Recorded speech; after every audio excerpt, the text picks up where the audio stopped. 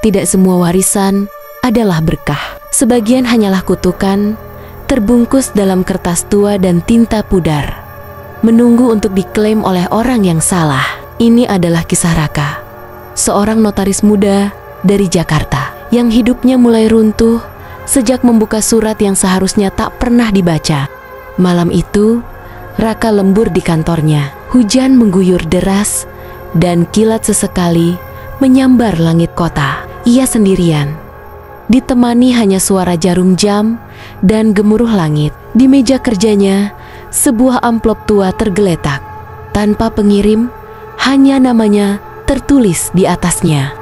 Isinya adalah surat tangan, ditulis dengan gaya bahasa kuno. Pengirimnya mengaku sebagai kakek buyut Raka yang telah lama hilang, menyatakan bahwa Raka adalah satu-satunya pewaris rumah keluarga di sebuah desa bernama Waring Desa yang tak tercantum di peta manapun. Raka sempat ragu, namun rasa penasaran mengalahkan akal sehat. Esoknya, ia mengajukan cuti, mengepak pakaian, membawa senter, buku catatan, dan surat itu. Ia menyewa mobil dan memulai perjalanan ke tempat yang bahkan tak diakui oleh GPS. Perjalanan memakan waktu hampir 9 jam. Makin jauh dari kota, makin sunyi. Jalan mulai berubah menjadi tanah berlumpur, dikelilingi hutan lebat. Tidak ada sinyal, tidak ada lampu jalan, hanya suara mesin dan ranting patah di bawah ban.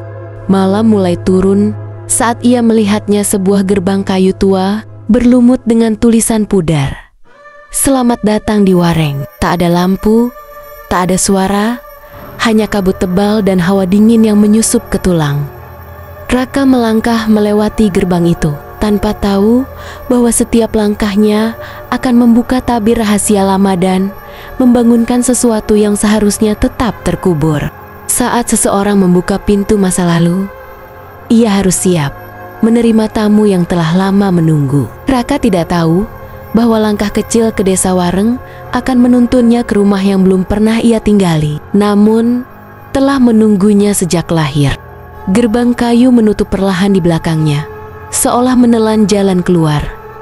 Desa Wareng tampak seperti desa mati. Rumah-rumah tua berdiri membisu, berjendela kosong dan cat terkelupas. Kabut menggantung di udara dan tidak ada tanda kehidupan, kecuali bisikan samar yang tak jelas dari kejauhan. Di ujung jalan desa, berdirilah sebuah rumah besar berarsitektur kolonial, tertutup debu dan lumut. Tapi anehnya, pintunya sedikit terbuka, seperti menantikan kedatangannya. Di atas pintu terukir nama keluarganya, Suratmu. Saat Raka mendorong pintu, derit panjang menyambutnya. Di dalamnya gelap, hanya cahaya samar dari jendela yang menerobos masuk. Bau kayu tua dan debu memenuhi udara. Di ruang tengah tergantung potret keluarga tua dengan wajah-wajah yang mirip dirinya. Namun matanya seperti mengikutinya kemanapun ia bergerak. Saat malam mulai jatuh, Raka duduk di ruang tamu sambil membaca surat warisan itu sekali lagi. Namun kemudian langkah kaki terdengar dari loteng. Berat, pelan, seolah ada yang berjalan di atasnya. Ia mendongak, menahan napas. Dibekali senter, Raka menelusuri lorong-lorong gelap hingga menemukan sebuah pintu kecil di belakang lemari tua. Pintu itu mengarah ke tangga sempit, naik ke loteng. Setiap langkah yang ia ambil menimbulkan bunyi seperti desahan kayu yang lelah menahan rahasia. Di loteng tak ada apa-apa kecuali sebuah kursi goyang yang bergerak sendiri. Di sudut ada cermin tua dan di dalamnya Raka melihat bayangan, bukan dirinya, tapi sosok tua berjas lusuh dengan mata hitam menganga, berdiri tepat di belakangnya. Raka berbalik, tapi tak ada siapa-siapa. Hanya cermin itu yang terus memantulkan sosok yang kini mulai tersenyum. Beberapa rahasia tidak ditinggalkan untuk ditemukan. Mereka tersembunyi karena ada yang ingin tetap dilupakan. Tapi Raka tanpa sadar telah membangunkan ingatan yang terkubur bersama darah leluhurnya. Pagi datang dengan kabut yang tak juga pergi. Raka duduk di beranda, menatap jalan desa yang kosong. Di tangannya secangkir kopi dingin, tapi pikirannya masih tertinggal di loteng, pada cermin dan senyum itu yang nyata atau tidak.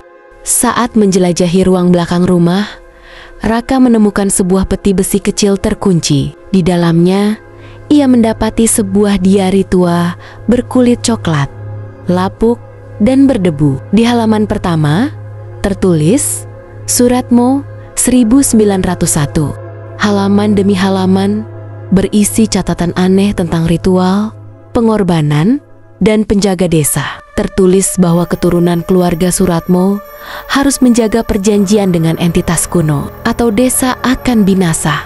Saat membuka papan lantai yang longgar, Raka menemukan tape recorder tua dengan kaset di dalamnya. Ia menyalakannya. Suara serak seorang pria tua terdengar. "Jika kau dengar ini, berarti kau pewaris berikutnya." Sore itu, Raka keluar rumah.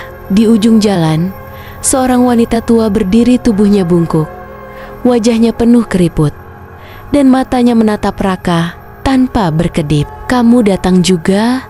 Akhirnya, ucapnya lirih. Wanita tua itu mendekat pelan dan berbisik, "Jangan buka ruang bawah tanah. Mereka masih di sana." Lalu ia pergi tanpa menjelaskan apa-apa. Raka berdiri membeku dengan satu pertanyaan di benaknya, siapa mereka? Raka belum tahu bahwa ruang bawah tanah itu bukan hanya menyimpan mayat sejarah, tapi pintu ke sesuatu yang jauh lebih tua dari dosa manusia. Terkadang, manusia tidak menggali untuk menemukan kebenaran. Mereka menggali karena suara-suara di dalam tanah mulai memanggil dengan sangat jelas. Malam itu, suara ketukan terdengar dari bawah lantai, pelan, namun terus berulang. Raka duduk terdiam di ruang tamu. Papan kayu di bawah kakinya bergetar. Suara itu seperti panggilan, seperti undangan. Dengan linggis dan senter, Raka mencongkel papan lantai. Di bawahnya terbuka lorong gelap berbau tanah basah. Tangga tua dari besi berkarat mengarah ke bawah. Raka ragu, tapi suara itu kini tak lagi mengetuk melainkan memanggil namanya. Tangga itu seolah tak pernah berakhir. Suhu menurun drastis. Dinding lorong penuh coretan simbol dan tangan berdarah. Aroma busuk menyengat seperti bangkai lama. Saat Raka tiba di dasar, ia melihat altar batu. Saat mendekat ke altar, Raka mendadak melihat kilasan potongan-potongan masa lalu. Lelaki berjubah, darah yang ditumpahkan, dan wajah-wajah keturunannya berlutut memohon ampun. Semuanya terjadi di tempat ini. Tiba-tiba, udara menjadi berat. Dari bayangan dinding, muncul sosok tinggi besar tanpa wajah, mengenakan jubah hitam tua. Tangannya panjang dan berujung cakar. Ia tidak bicara, hanya menatap Raka dengan kehampaan yang menggigit jiwa. Ketika sosok itu mendekat, lantai bergetar hebat. Raka lari menaiki tangga secepat mungkin. Nafasnya berat. Suara dari bawah terus memanggil namanya. Tapi sebelum menutup pintu lantai, ia mendengar bisikan, "Kau milik kami." Raka berhasil menutup pintu. Tapi sejak malam itu, ia tahu satu hal pasti. Ia tidak tinggal sendirian di rumah itu lagi. Setelah membuka pintu ke masa lalu, Raka berharap bisa menutup semuanya dan kembali hidup normal. Tapi beberapa pintu tidak pernah benar-benar tertutup. Malam itu sunyi, sampai terdengar suara langkah di atas plafon. Bukan tikus, bukan kayu retak, tapi langkah berat dan perlahan. Padahal tidak ada satupun ruangan di atas kamar itu. Dengan senter dan tangan gemetar, Raka membuka akses ke loteng. Debu beterbangan, suasana mencekam. Di sana hanya ada koper tua dan cermin yang ia temui sebelumnya. Tapi kali ini, cermin itu menampilkan dua sosok bukan satu. Jika kamu ingin tahu kelanjutan dari kisah ini, komen di bawah. Jangan lupa like dan subscribe untuk kisah berikutnya.